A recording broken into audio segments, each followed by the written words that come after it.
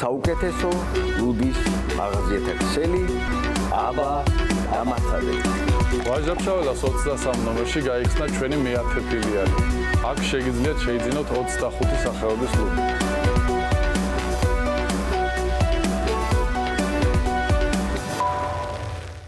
მართვის სისტემა სუპერმარკეტებისთვის. უსაზღვრო კასტომიზაცია და სრული ინტეგრაცია. მეგაპლუსი, თანამედროვე სისტემა შენი ბიზნესისთვის.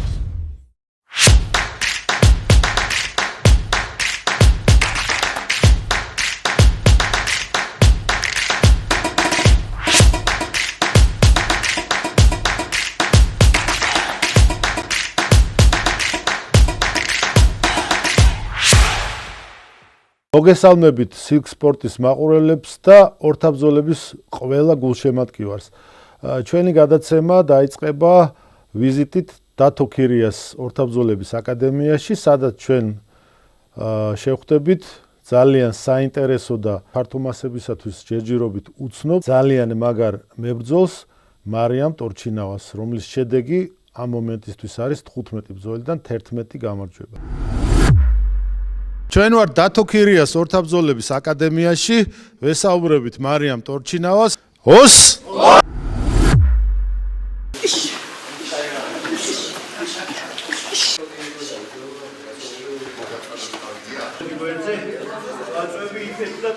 ინერციას მივყვები მე. ოკეი. ფეხები ბევრად სუსტია და მარტივად მოგაშორებინებს ამ სადასო.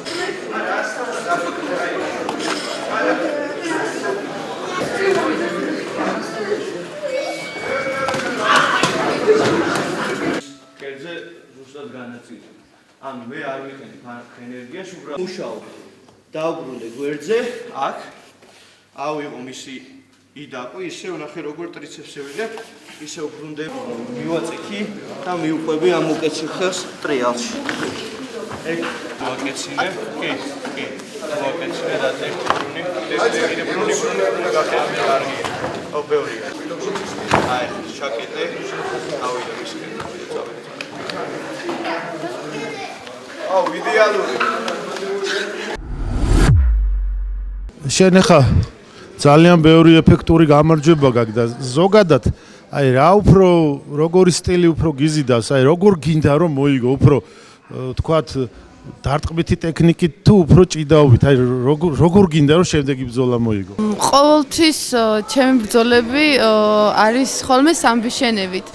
ეხლა მინდა ეს ბრძოლა ჩავატარო დგომში, მაგრამ ვიცი რომ პარტერში გავაგრძელებ, მაგრამ ვცდილობ ყოველთვის განვითარდე დგომის მხრივ. შენი კოზირი არის შებოჭვები და გაგუდვები. ვიცით, მოდი გაგუდვა ვანახოთ მაყურებელს. მუცელში ურტყა, შეიძლება თავში დავარტყა, ისე მუცელში ხელი ჩატია და მე ეგრევე შევიდე. ისე.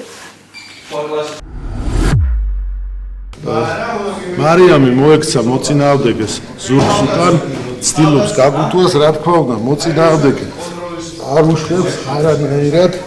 ეხა აგვიხსენი, რა საკეთებ ამაზე? აი, არ გიშვი. ხელი შემაქვს ქითით. აი, ისეზე ვაწოლებ. შეაძვირინა. და ვაფიქსირებ ამას. გადამამ და უკან უბრალოდ ადგილზე უჭერ. ხა კიდევ ერთი მოძრაობა დავამატოთ აი ამ გაგუდვას.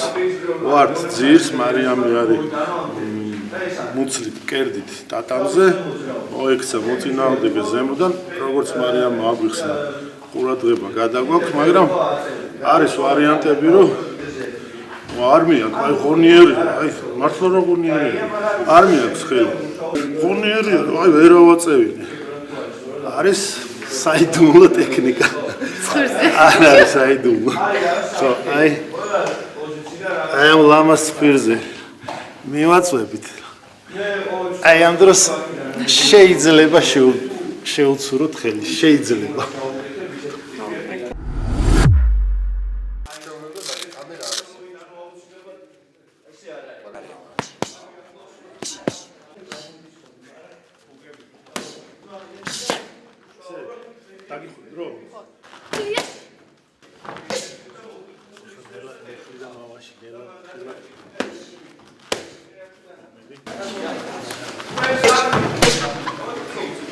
ამას ქვია ღვიძლის ოპერაცია.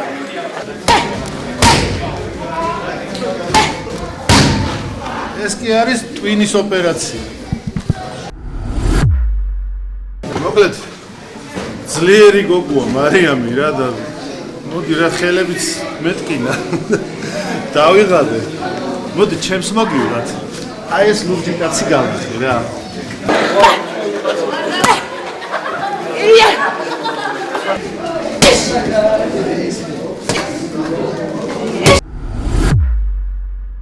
ვაგზელებთ მარიამთან საუბარს.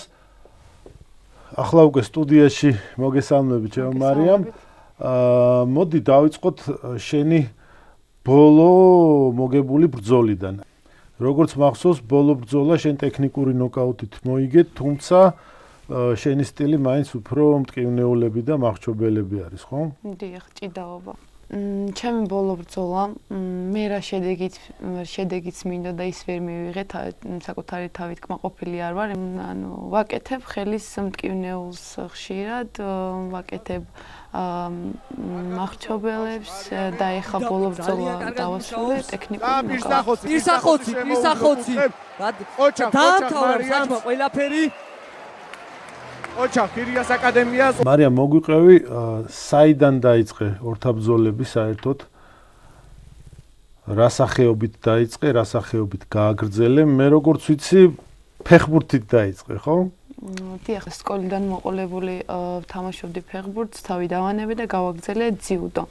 ძიუდოში გავხდი საქართველოს პრიზიორი და საქართველოს ჩემპიონიც. რატომ გადაწყვიტე ძიუდოს შემდეგ შერეული ორთაბრძოლებით? არ ვიცი, უბრალოდ ესე რომ ვუყურებდი ბრძოლებს, ძალიან სიამოვნებდა და მეგონა რომ ჩემ თავს ამ სპორტში ვიპოვიდი.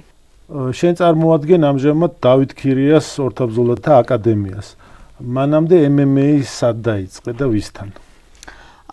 თავიდან მე რომ პირველი ბრძოლა ჩავატარე, მიმიწვიეს ნაკრებში გურამ ფაიტში და იქ დავიწყე, იქ ავიდგი ფეხი, ასე რომ ვთქვათ, მანდ ვისწავლე და აქედან დავიწყე ჩემი სპორტული კარიერა MMA-ში. შემდეგ გავაგრძელე ქირიას აკადემიაში. ამჟამად ვინ არის შენი წვრთნელი და ვინ არის შენი შესაბამისად სეკუნდანტი ბრძოლების დროს? ამჟამად ჩემი წვრთნელი არის დავით ქირია. მეხმარება ფიზიკურ მომზადებაში, ფსიქოლოგიურად და კუთხეშიც ჩემთან დავით ქირიაზის. მინდა გითხრა, რომ ბრწყინვალე წვრთნელი ყავს, მსოფლიო ჩემპიონი სხვადასხვა ვერსიებში, რამდენიმე ქამრის მფლობელი არის.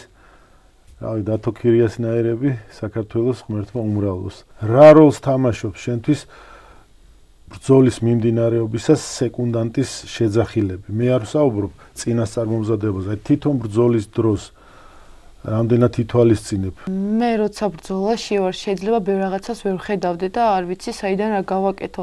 როცა მეუნება ჩემი კუთხე რომ გადავიდე მეორე მხარეს, გადავდივარ ჩვეულებრივად, ანუ ჩემთვის ძალიან მნიშვნელოვანია გარედან რას მიძახიან, რას შემომძახებენ. მე ვუსმენ მაგათ.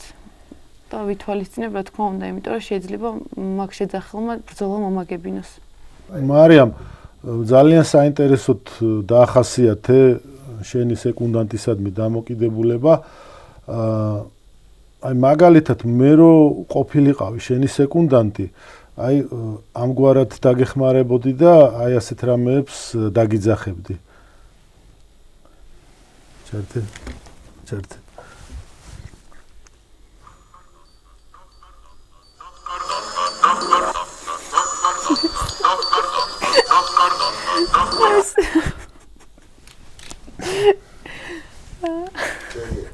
კარგი. მოგეწონა. კარგია. მარიამ, დაოჯახებული ხარ? არა. სამიზნე თუ ყავს ვინმე ამოღებული? ამ ეტაპზე კი. ის ხომ არ გიპირებს მოტაცებას? არა. წავ ჩვენ მოვიტაცოთ. როგორც უკვე გითხარით, მარიამს აქვს 15 ბრძოლიდან 11 მოგება და ვემზადებით მე-12 მოგებრის მოსაპოვებლად. მადლობა. ჩვენი გადაცემის შემდეგი ნაწილი ჩართვა საფრანგეთიდან, ქალაქ კოლმარიდან, სადაც ამჟამად ცხოვრობს ჩვენი თანამებრძოლი, ჩვენი მსოფლიოს ჩემპიონი ლევან ლაგვილავა სოხუმიდან. იგი ამჟამად საფრანგეთის მოქალაქე არის. დიდი იმედი გვაქვს, რომ მალე დაბრუნდება სოხუმში. გამარჯობა ლევან. მოგესალმებით სილკ სპორტის მაყურებლებს. ბავშვობიდან თავიდან სადღაც 7 წლის ასაკში დავიწყე თავისუფალი ჭიდაობით. შემდეგ გავაგრძელე უკვე სადღაც 14 წლის ასაკისთვის კარატე კიოკუშინი. პირველად ჩვენ საქართველოში, როდესაც უკვე UFC, რომელიც დენა ვაითამდე იყო რა. იყო ჩვენთან ასეთი ორგანიზაცია, რომელმაც ცადა ეს UFC-ის ფილიალი გაიხსნა და კიდე გამოუვიდა წესები, ოქტაგონი დავარქვით უბრალოდ იქ UFC იყო ჩვენთან ოქტაგონი რახანს ოქტა 8-ს ნიშნავს 8 კუთხედი და ეს ჩამოიტანეს საქართველოში აი რეკლამები როგორც კი გამოვიდა ტელევიზორში ვიწევთ მებრძოლებს ეგრევე მივედი და ჩავეწერე იმიტომ რაღაც ბავშვობის ოცნება ამიხთა თითქოს მონაწილეობა მიმეღო შერეულ ორთაბრძოლებში რაც შეეხება ფეოდორ მელანიკოსთან ბრძოლას, თქო და განსხვავებული წესები იყო, შეჯიბრიც გალიაში არ ტარდებოდა, ტარდებოდა რინგში, ჩვეულებრივ ბოქსის რინგში. მე უკვე ვიყავი საერთაშორისო ტურნირის ჩემპიონი ფეოდორთან შეხვედრამდე და სწორედ ამიტომაც ამირჩიეს იმდროინდელმა მენეჯერებმა, რომ ფეოდორ შეხვედროდი. ტურნირს ასე ერქვა Грузинские чемпионы против тульских бойцов. ჩვენ ქართველებს თითქმის ყველა იყო რაღაც სტილის ჩემპიონი, მაგალითად რინგსის ჩემპიონი, სუმოს ჩემპიონი ყავდა ერთი ასეთი ჩვენი მეგობარი იყო ბოქსის ჩემპიონი, მე ვიყავი ორთაბრძოლების ჩემპიონი რა, ამ ბრძოლა წესების გარშე, ბაიბის правил, მაშინ ასე და მინსკში გავხდი, ზუსტად 2 თვით ადრე გავხდი ჩემპიონი და ამან გამოიწვია ერთ-ერთი ის, რომ მე აქ ჩამწერეს და ყველაზე ძლიერ მებრძოლს შემახვედრეს იმ ტურნირზე, იმიტომ რომ მე ვიყავი ერთადერთი, ვისაც ჰქონდა ეს ტიტული, რომელიც უკვე რინგსი ან სუმო ან ბოქსი კი არა, მართლა MMA-ის ჩემპიონი ვიყავი. ადგილობრივ ტელევიზიაში სულ უშვებდა ფედორის მომზადებას და რო აი ემზადება და მომავალი ჩემპიონი და ასეთ და იქ ჩემს კადრებს დებენ, ჩემი ბრძოლები და ის ჩემზე ემზადებოდა, აი როგორც მე კი ფედას სულ არ ვიცნობდი ანამდე არც მისი მით უმეტეს საიდან მეცოდინა ბრძოლები არ ქონდა ის იყო სამბოსა და ძუდოს ჩემპიონი აი ბაივოის სამბოს ქონდა მოგებული საბრძოლო სამბოს რო ეძახიან და მაგრამ ის თვითონ ფედორი იყო მომზადებული იმენა ჩემთვის რა ყოველი ჩემი ისინი გადახედული ქონდათ ბრძოლები და როცა გამოვედი მიუხედავად ამისა სადღაც 8 წუთამდე ვებრძოლი მომზადებელი ყო და მქონდა მომენტი როდესაც დავიჭირე აი ფეხზეც დავიჭირე ორჯერ გამაშვები ამ საჯმა მაგრამ ყველაზე მთავარი მომენტი ის იყო რომ მე დავიჭირე მახრჩობელაილეთზე და აღა სხვანაირად არ მინდა ქებასავით გამომივიდეს მაგრამ 6 ბრძოლა მაქვს აი კაზნოვსკისაც ფინალში მახრჩობელათი მოუგე დამთავრებული ჩემი საუკეთესო ილეთია ერთ-ერთი როიტყვიან აი როგორ ყველაზე უფრო მიყვარს და გამომდის და ძალიან ბევრი პიროვნება მაქვს გაგუდული როიტყვიან სპორტულად რინგშიც და რინგს გარეს და სეტკაშიც და ძალიან უამრავი და ოფიციალურ ბრძოლებში 6 მოგება მაქვს ამ გაგუდვის ილეთი და სწრაფად ვამთავრდა ფედაც როგორ ჩავიგდე ხელში მეგონა რომ ბრძოლა მოვიგე უკვე იმიტომ მეგონა რა მოგებული იყო ბრძოლა საჭს რო არ გავეჩერებინე ახალს გალია არისო იყო რინგის კაის კანატები რასაც ბაგირები ამ ბაგირებზე როცა აწვევი არის ასეთი იგი დაზღვევის ის რომ არ გადავარდეთ მებრძოლებს აჩერებენ გაყავთ ცენტრში რინგის და იქ თავიდან იგივე პოზიციაზე აგრძელებებიან ბრძოლას ეს არის წესი ეს წესი ყველა მიცის იქ და მე რომ ფეოდორს ერთ-ერთი შეტევის შემდეგ აბერკოტიც გაუტარე გვერდიდან დარტყმაც გაუტარე და ბოლოს მოვაჯექი კისერზე ზურგზე უკვე ჩახვევი როგორც აი ჯიუ-ჯიტსუს და გრაპლინგის წესებით არის ყველაფერი ხუთიანზე მქონდა ან უნდა დაერტყა ხელი ან უბრალოდ გაიგუდებოდა რა აზრს დაკარგავდა მაგრამ პრობლემა იყო საჯი მოდის და მაჩერეს მე არ მინდოდა გაშვებ ვიდეოს თუ დავაკვირდებით ვეკამათების საჯ ჩანს ისიც და რო ჩამომსვა, მე ვფიქრე ცენტრში დამაბრუნებს და იძახის ფაით რა, გააგრძელოთ ბრძოლა და მივხვდი რომ ეს ლიტველი მსაჯიც რახან სტულაში იყვნენ, მე კი გავიგე რომ იქაურმა ორგანიზაციამ მათ შეპირდა რინგსის ლიტვას ჩამოყალიბებაში.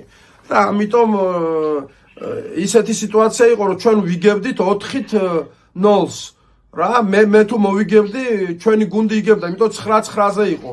სამწუხაროდ ჩემს მერე ყველამ წააგო და ჩვენ წავაგეთ. სამწუხაროდ აღმოჩნდა რომ ჩემი ტრამვა უფრო რთული იყო ვიდრე მეგონა. ევროპაში დავრჩი, სპორტის მიტოვება მომიწია, მკურნალობაზე გადასვლა, გავიდა წლები და ამჟამად ცხოვრობ საფრანგეთში, მაგრამ სპორტს მაინც ვერ შევეშვი მიუხედავად ექიმების დაჟინებული მოთხოვნისა.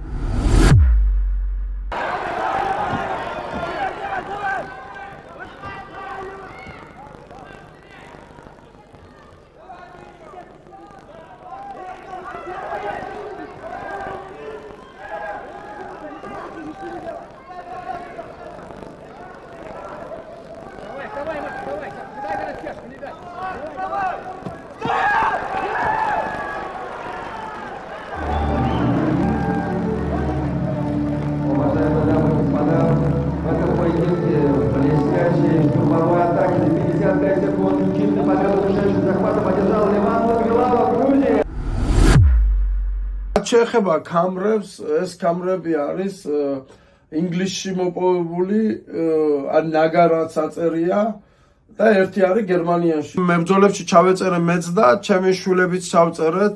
მაშინ მოვიგეთ კამრები, გავიმარჯვე ერთ-ერთ უძლიერეს მებრძოლებთან, რომელსაც მაგალითად ფინალში ვისაც შეხვდი 300-ზე მეტი ბრძოლა ჰქონდა ჩატარებული MMA, გრაპლინგი, ჯიუ-ჯიტსუ და კიკბოქსინგში რა, სხვადასხვა სახეობებში. ტიპები მეკითხებოდნენ საიდან მოხვედი, ყოველ წელს გამოვდივართ ნაგაზეო და გამოხვედი და ახლა ქებაში არ ჩამიდვალოთ, მაგრამ ძალიან ადვილად მოუგე და გაკვირვებულები იყვნენ მე ვუთხარი, იმიტომ რომ უკვე სადღაც 10 წელზე მეტი იყო გასული, შეიძლება და 15-იც, რომ შეჯიბრზე არ ვიყავი გასული. ტრამვის გამო რისკი დიდი იყო, მაგრამ დრო რო გავიდა ეს ჩემი ტრამვა ცოტა შეიცვალა და აქედან გამომდინარე გავვედე და გავრისკე და მაინც სული დავიკმაყოფილე. უკან რასაც ხედავთ მედლებს, ეს არის ჩემი შვილების ლევანი ლუკა და ლეა ლაგვილაობის მიერ მოპოვებული მედლები. მადლობა მოწვევისთვის,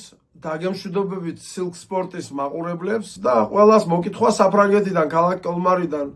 იმედია მალე შევხვდებით საქართველოში ჩემს ბიჭებთან ერთად. დიდი მადლობა ლევან, ვიმედოვნებ რომ ძალიან მალე შევხვდებით აი ამ სტუდიაში ჩვენ შენ შვილებთან ერთად, შენ ჩემპიონ ოჯახთან ერთად, რომლებზეც უკვე ვისაუბრეთ. გისურვებ წარმატებებს, მოგებას და მოგებას, მთელს ოჯახს. დღეს ამით გემშვიდობებით, მომავალ შეხვედრამდე.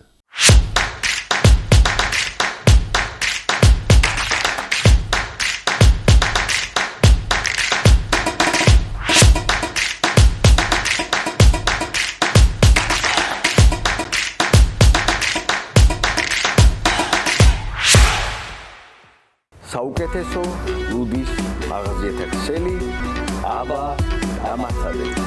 ვაჟა-ფშაველას 23 ნომერში გაიხსნა ჩვენი მე-10 ფილიალი. აქ შეგიძლიათ შეიძინოთ 25 სახეობის ლუდი.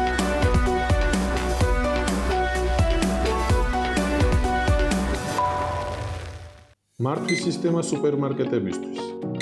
უსაზღვრო კასტომიზაცია და სრული ინტეგრაცია. მეგაპლუსი თანამედროვე სისტემა შენი ბიზნესისთვის.